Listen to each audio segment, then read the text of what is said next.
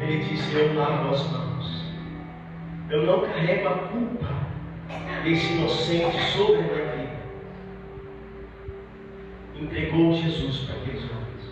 Sabe que aquela multidão que estavam ali, alguns pagos para responder, outros judeus com medo de perder os seus postos, e outros, Maria vai com as outras, irmãos. Porque tem muito Maria vai com as outras. Você não pode ser Maria vai com as outras. Você não pode ser aquele que vai só do oba-oba. Se a maioria está indo, eu vou. E não se esqueça que o caminho para Deus é estreito, a porta é estreita. Se você vê uma multidão caminhando a passos largos, entenda que não estão indo para o céu. Lavou as mãos, entregou Jesus para aqueles malfeitores, que logo colocaram nele uma veste vermelha, fizeram uma coroa de espinhos, que para variar eram de 10 a 12 centímetros. A Bíblia fala que esses espinhos eram tão fortes que ele conseguia atravessar algumas madeiras, tão fortes que eles eram. Fizeram uma coroa de espinho e colocaram no nosso mestre. Colocaram no nosso mestre. Disseram: esse é o rei dos judeus? Esse é o rei de vocês? Então toma aqui a sua coroa, então, rei. Toma aqui a sua coroa, então, rei. E a Bíblia fala que com uma cana eles bateram na cabeça de Jesus para esses espinhos entrar. Fácil? É fácil para você, irmãos? Será que só para mim que é difícil? Será que só para Jesus foi difícil? A Bíblia fala que quando bateram na cabeça dele, e aquela coroa de espinhos começou a entrar, aquilo perfurava a sua fronte, o seu couro cabeludo, quem sabe até parte do seu crânio foi perfurado. A Bíblia não fala, mas eram espinhos resistentes. E como se isso não bastasse, amarraram nele parte da cruz. Não vou dizer que a cruz toda, eu estudando vi que a cruz toda pesava 140 a 160 quilos. Pelo que eu alcancei do que eu estudei. E homem nenhum, depois de ter passado uma noite toda sem jantar, sem tomar um café da manhã,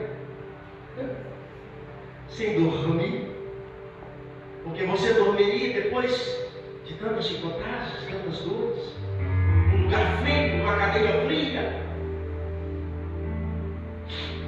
A Bíblia fala que colocaram parte da cruz, amarraram os ombros dele, e aí começaram a chicotear o caminho do Gólgota, o lugar chamado Caveira. Olha que lugar bonito, irmão. Se o monte chamava Caveira, é porque não tinha nada de bonito nisso. E começaram a chicotear Jesus, como se aqueles chicotes que ele recebeu no dia anterior não fosse bastante. Continuaram batendo nele, e aquela multidão começou a acompanhar Jesus naquele caminho pelo Gólgota. Imagina você, irmãos, Jesus, depois de sofrer tudo isso, depois de passar por tudo isso, depois de ser colocado essa coroa de espinho, depois de ser colocado essa cruz sobre ele, e agora apanhando pelo caminho, aquela multidão junto dele, e era uma estrada que seguia para o Gólgota. A Bíblia fala que Jesus contemplava alguns da multidão. Irmãos, alguns desses era Lázaro que Jesus tinha ressuscitado, que talvez disse para ele: eu quero ajudar, deixa eu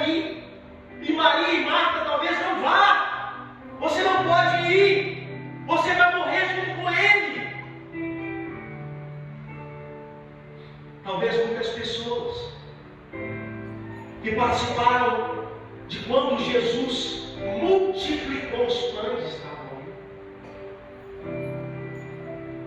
Talvez outras pessoas que há uma semana atrás, quando Jesus entrou em Jerusalém montado num jumentinho, colocaram vestes, colocaram ramos, jogaram flores, como fazem aí fora, para Jesus entrar, falando: Ele é o nosso rei, Ele é o nosso rei, Ele é o nosso rei. E Jesus olhando para aquelas pessoas, depois de ser tão açoitado, contemplar aquelas pessoas olhando e não fazerem nada, sem entenderem então por que o nosso Jesus estava sendo morto, sem entender então porque o nosso mestre estava passando por isso, sem entender então por que se ele era Deus, ele não fazia outra coisa.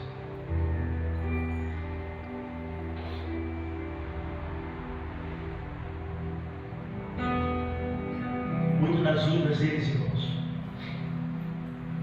é porque eles esperavam o Messias, e a maioria esperava o Messias cheio de glória, o Messias cheio de dinheiro, o Messias que entrasse em cavalos brancos, bonitos, que fossem reverenciados por reis, por toda sorte de gente que tinha. E quando veio o Filho de Deus, humilde, nasceu numa manjedoura, no lugar onde os ricos não podiam visitar, que rei, a não ser os 3 reis magos? Qual dos outros foram visitar Jesus em manjedoura? Qual dos outros iam visitar Jesus dormindo no deserto? Aí a dúvida: se ele fosse o nosso rei, ele não estaria passando por isso. Só que eles não entendiam que por trás daquilo algo precisava acontecer. Ele precisava consumar aquela situação para que eu e você tivesse vida.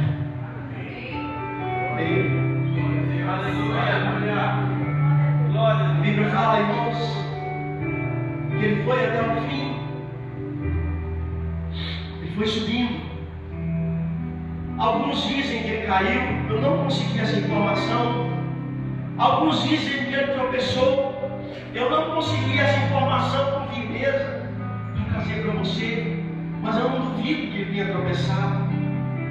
Imagina, como eu já disse, uma pessoa sem jantar, sem tomar um café da manhã, depois de ser açoitado por esse tempo todo, carregando uma cruz, numa estrada que não era tão lisa como esse piso que você hoje pisa. Podia muito bem ter tropeçado, mas a Bíblia fala que no meio do caminho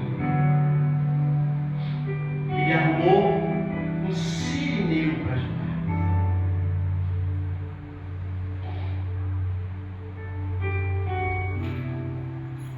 Sirineu. Por que sirineu? Isso não era o sobrenome dele, irmãos. Eu pesquisei também. Sirineu era alguém que vinha de Cirene, que era uma cidade africana. Eu vou achar o nome dela aqui.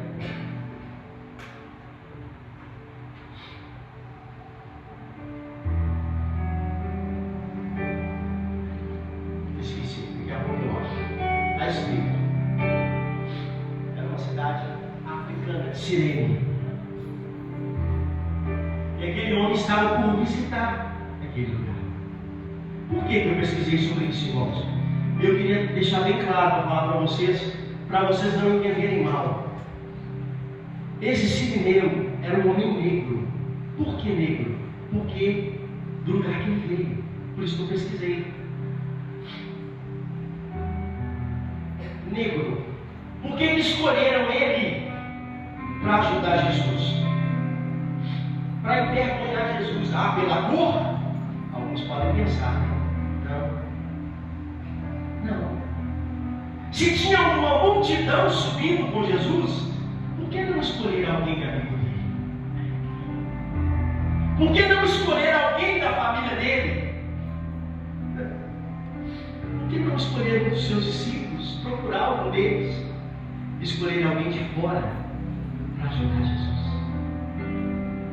Isso envergonha Jesus. Porque é como se eu passasse aqui nessa rua agora e por algum motivo fosse atropelado por alguém, ou assaltado por alguém, e alguém tomasse o meu celular, tomasse a minha carteira e me desse um soco, me batesse e me jogasse no chão. E todos vocês que estão aqui não fizessem nada para me ajudar. Aí viesse alguém do bar, aqui do lado, e fizesse algo comigo, não seria vergonhoso? Porque as pessoas estavam dizendo para Jesus o tempo todo: onde estão os seus discípulos? Onde estão a multidão que andam com você? Onde estão as pessoas que dizem que você é o rei dos judeus? Pegaram então o sirineu para ajudá-lo.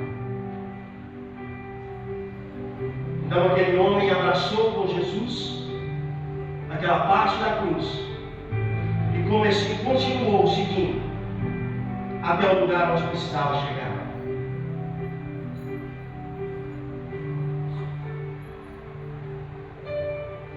Irmãos, eu não estou achando, tá? Eu estou nervoso aqui na leitura. Etiópia, Cirene de Etiópia. Normalmente essas pessoas de lá da África são pessoas negras. E eu só estou colocando essas coisas para dizer para você que ele era uma pessoa que Jesus não conhecia. Era uma pessoa estranha, não do meio de Jesus. Por favor, não me entenda que eu estou falando que ele colocou porque o cara era negro. Não, é porque ele era de fora, alguém que Jesus não conhecia. Só isso. Etiópia, Cirene de Etiópia, era a cidade dele. Continuaram subindo, batendo em Jesus, açoitando o nosso mestre, perguntando se ele queria desistir. Algumas vezes a Bíblia fala que ele falou que estava com sede. Alguns chegaram a esponja com vinagre na boca dele. Por que ele não bebeu? Primeiro, ele provou e sabia que era vinagre. O vinagre, irmão, se ele tomasse aquilo, podia de certa forma diminuir um pouco a história. Ela é cicatrizante. Sabe o que é vinagre? Não tinha papel higiênico, não. Não, essa parte é mais da frente, né? Não, eles usavam o vinagre. Sim. Uma esponja dentro. Isso. Aí Jesus não bebeu. E claro, ele conhecia os costumes daquela época, né? Ele conhecia os costumes daquela época. Irmãos, quando chegaram, ele não tomou. Ele continuou carregando a cruz por mim e por você, sem nem tomar água. Fácil. Jovens, você já ouviu essa história dessa forma? Vocês já leram e compreenderam dessa forma? Às vezes nós conhecemos a palavra de Deus de um ponto de outro, e às vezes nós passamos, não entendemos o que o escritor quer dizer. Mas eu só sei que quando chegaram com Jesus no alto do Gólgota, aí juntaram a parte da cruz que Jesus carregava com a parte que estava lá em cima esperando ele, que somado dava 140, 160 quilos. Começa a parte da agonia de Jesus também. Foram pregar Jesus. Mas entenda comigo, a cruz era para Jesus? Não. Eles faziam uma cruz para alguém ser pregado nela 5 dias de antecedência. Eles tinham cuidado de fazer uma cruz para alguém ser pregado nela 5 dias de antecedência. Por quê? Por causa da medida da pessoa. Eles mediam o tamanho do braço para marcar o lugar do furo, o prego entrar mais fácil, que a madeira era dura. Se eles fossem pregar naquela hora e o prego não entrasse, ia dar trabalho. Eles faziam um furo menor, para que quando viesse com cravo, eles pudessem bater e aquele entrar com mais facilidade. Então a cruz não era de Jesus. A cruz talvez era de Barrabás. A cruz talvez era minha. A cruz era de você. Porque Jesus carregava naquele lugar, não era só um pedaço de madeira, mas era o meu e o seu pecado. A Bíblia fala que ele veio, andou como homem, viveu como homem, para provar para todos que ele morrendo, ele religava eu e você a Deus, e o diabo não mais poderia, se você quisesse, te aprisionar. Então começou, irmãos, deitaram aquele pedaço de cruz que Jesus carregava, colocaram aquela outra peça e deitaram Jesus. Pregaram lá. Esse lado foi fácil. Fácil para quem estava pregando, tá, irmão? Fácil para quem estava pregando. Mas por que eu estou dizendo fácil? É porque o lado eles miraram aonde tinha um furo. Entende? Então foi, de certa forma, estava mais fácil. Mas quando levaram o outro braço para pregar, viram que o braço de Jesus era mais curto.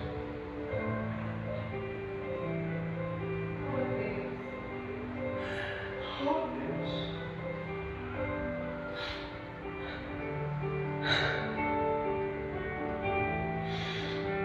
Puxaram Jesus, irmãos. Esticaram Jesus. Fizeram Jesus caber na cruz que não era dele. Fizeram Jesus caber numa cruz que era minha.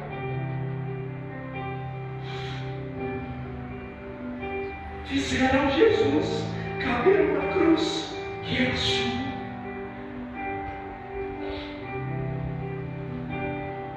Esticavam ele, puxavam o Senhor. Para eles tanto faz se o ombro ia deslocar, se o cotovelo ia deslocar, se a clavícula ia sair do lugar, simplesmente puxavam até fazer dar aonde eles precisavam pregar. E então pregavam o outro lado da cruz. Então foi para os pés. Eu tive cuidado de olhar também. Obrigado, Pai. Eu tive cuidado de olhar também. Não pregavam-se os dois pés juntos. Porque se pregassem os dois pés juntos, não tinham sustentação no corpo dele. Pregavam no primeiro prego. Nenhum impede. Eu sabia disso, Roberto. Depois você olha, pesquisei. Pregavam um prego no pé de Jesus. Irmãos, a sua mão é mais ou menos como os seus pés. Vê se tem carne nas suas mãos. Passa a mão em cima assim. Vê se tem carne. Um prego entrar e firmar. Então os pés de Jesus, como as mãos de Jesus, foram pregadas entre nervos, ossos. Eu garanto para você que o osso não foi quebrado, porque a palavra de Deus disse que nenhum osso foi quebrado. Senão eu ia dizer para você que poderia ter quebrado alguns ossos. Mas eles pregaram entre esses nervos. Pregaram o primeiro pé de Jesus. E depois de pregar o primeiro pé, puseram o outro pé por cima. E mais um outro prego. E mais outras marretadas. E mais outras marretadas. E isso deboches, irmãos. As pessoas debochavam. Esse é o rei. Esse é Jesus. Esse que blasfemou dizendo que era Deus. Olha o que estão fazendo com ele. Se você realmente é Deus, sai daí. Levanta daí. Eu creio que o próprio diabo soprava no ouvido de alguns. Porque o diabo fala aqui, irmãos, ó, no ouvido. Deus fala no seu coração. Deus fala aqui, ó. Tenho certeza que o próprio inimigo soprava no ouvido de alguns dizendo: fala com ele. Ele não fala que é Deus. Levanta se você é Deus. Terminaram de pregar os pés de Jesus. E aí tinha um buraco. Não sei a fundura, mas era uma fundura que desce para colocar aquela peça, manter em pé para aquilo não cair.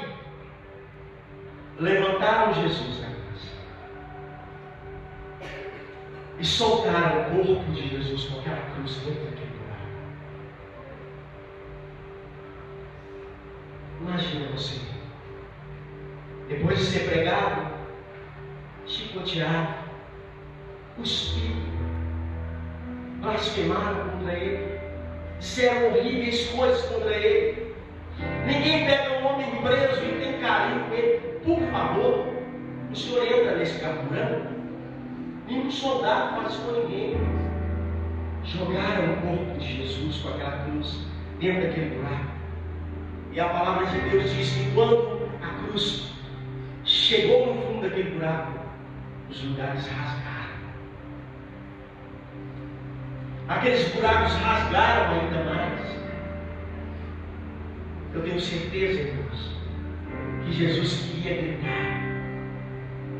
Eu tenho certeza que Jesus queria dar um murro de dor. Mas a Bíblia fala que como ovelha muda, ele não abriu a sua boca.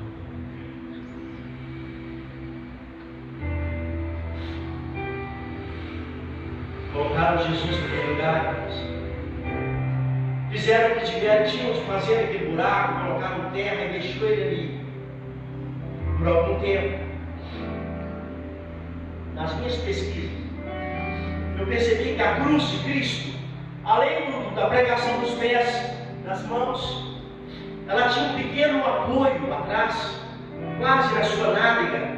Era para você dar uma espadinha, se fosse o caso.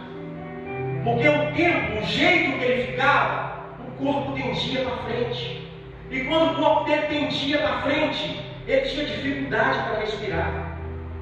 Porque tampa os pulmões, começam a fechar os pulmões, a ponto de você ficar ofegante. Jesus começou a perder o fôlego. Depois de tantas coisas, tanta dor, a Bíblia fala que ele podia morrer sufocado. Mas como nós conhecemos o nosso Deus, ele aceita sacrifício sufocado? Não aceita. A Bíblia fala que Jesus se ergueu, né? Ele apoiou o que precisou, se ergueu, voltou a respirar. E ele se manteve ali umas 3 horas. 3 horas. Imagina, tudo aquilo. Depois de olhar as pessoas blasfemando, cuspindo. A palavra de Deus diz que se ele orasse, viriam milhares de anjos e tiravam ele dali e tratava ele como Deus que ele é. Mas estava faltando só isso. Estava faltando o mínimo possível para que o sacrifício de Jesus fosse completo.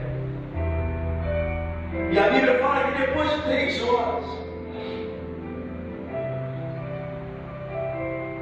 ele se entregou lá. Ele entregou a sua vida. A Bíblia fala que a morte chegou naquele lugar. Mas a morte olha para um homem inocente. E que poder uma morte tem de tirar a vida de um homem inocente? E aí nós voltamos lá no livro de Isaías, quando diz, Isaías narrando algo como esse, diz: ó morte, onde está o seu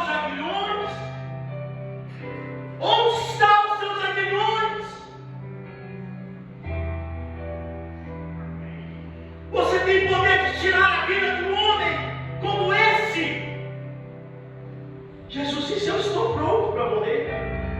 E quem é a morte para tirar a vida de Jesus? Mas Jesus disse: eu não me mato, eu me dou, eu me entrego. É eu que dou a minha vida. Ninguém tira a minha vida. Ninguém tem o poder de tirar a minha vida. Eu a dou.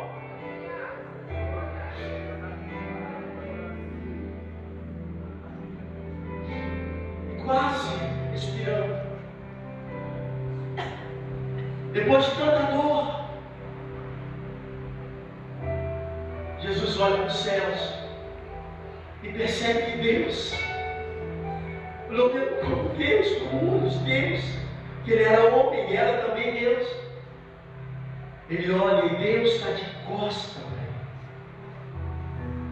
O próprio Deus, o próprio Deus, seu próprio Pai. A Bíblia fala que Deus não pode ter contato com o pecado. A palavra de Deus diz que Ele não pode ter contato com o pecado.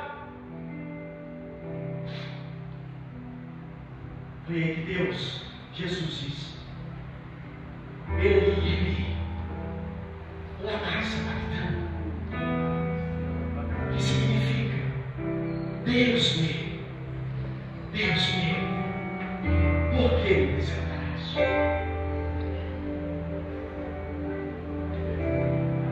Às vezes, irmãos, eu e você vem na igreja uma vez por mês. Às vezes eu e você vem na igreja uma vez por semana. E às vezes chegamos com um pedido de oração, pode fazer, tá? É para isso mesmo. Mas nós começamos a orar e dizer: tem uma semana que eu estou orando e Deus não resolve o que eu estou pedindo. A Bíblia fala que Jesus não tinha pecado. A Bíblia fala que Jesus estava em consagração. A Bíblia fala que Jesus era o próprio Deus. E a Bíblia fala que quando Jesus orou, olhou para Deus e disse: Eli, Eli, lama sabachthani, o próprio Deus não respondeu.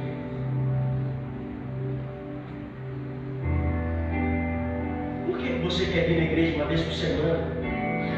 Por que Deus te responda no primeiro dia desse jeito? Por que você às vezes não tira o tempo para consagrar a sua vida a Deus?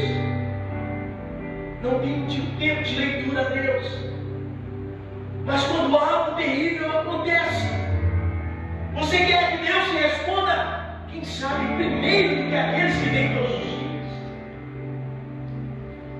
Não seria até injusto, irmãos, se o próprio Deus, encarnado como Jesus, o Deus Pai, não pôde olhar, ouvir e atender a sua oração, porque o meu pecado, o seu pecado, cobria a face de Jesus.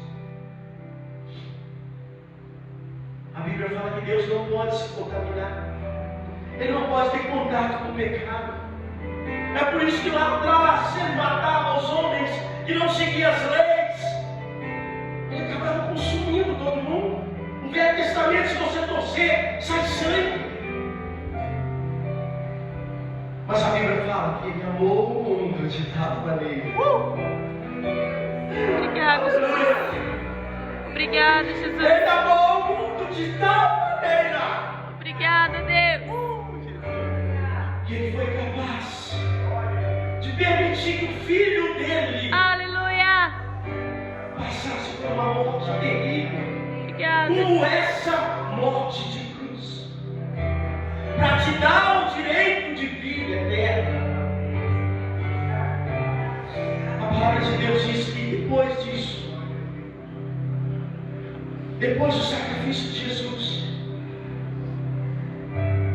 todo o meu e o seu pecado foi pago por Ele. Amém. Todo o meu e o seu pecado Obrigada, foi Jesus. pago por Ele. Obrigada, Jesus.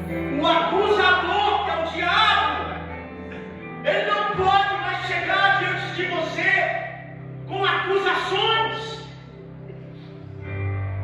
Se você entender que o sangue de Jesus se purifica de todo pecado,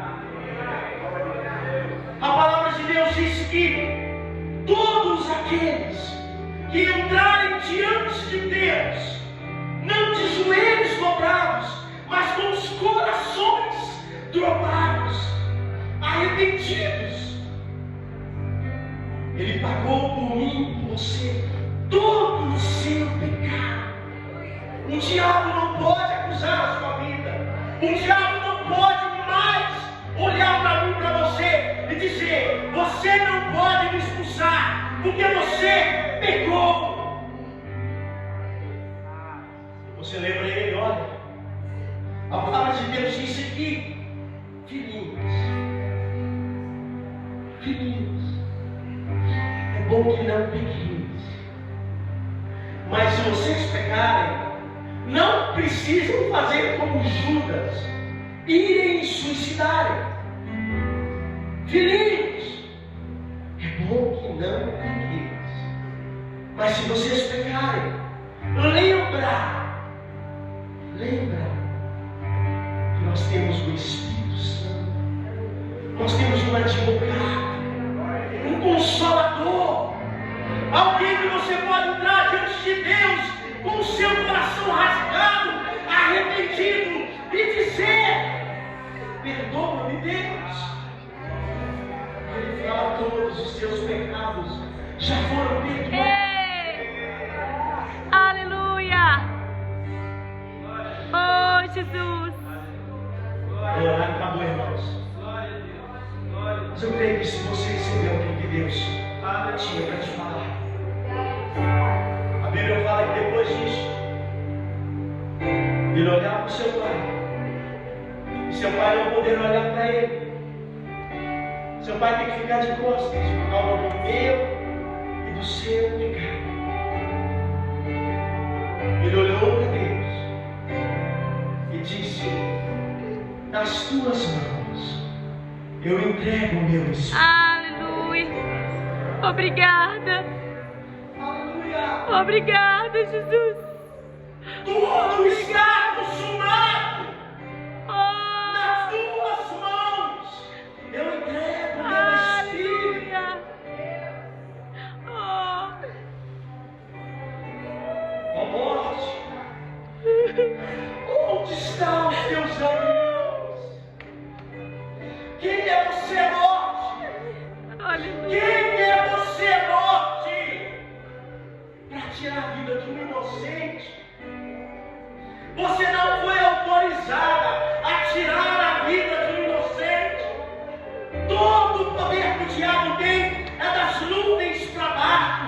É se Deus permitir. E assim o nosso Jesus morreu. Assim o nosso Jesus se entregou. Se alguém perguntar para você: quem matou Jesus? Você tem uma ótima resposta para ele: os meus pecados.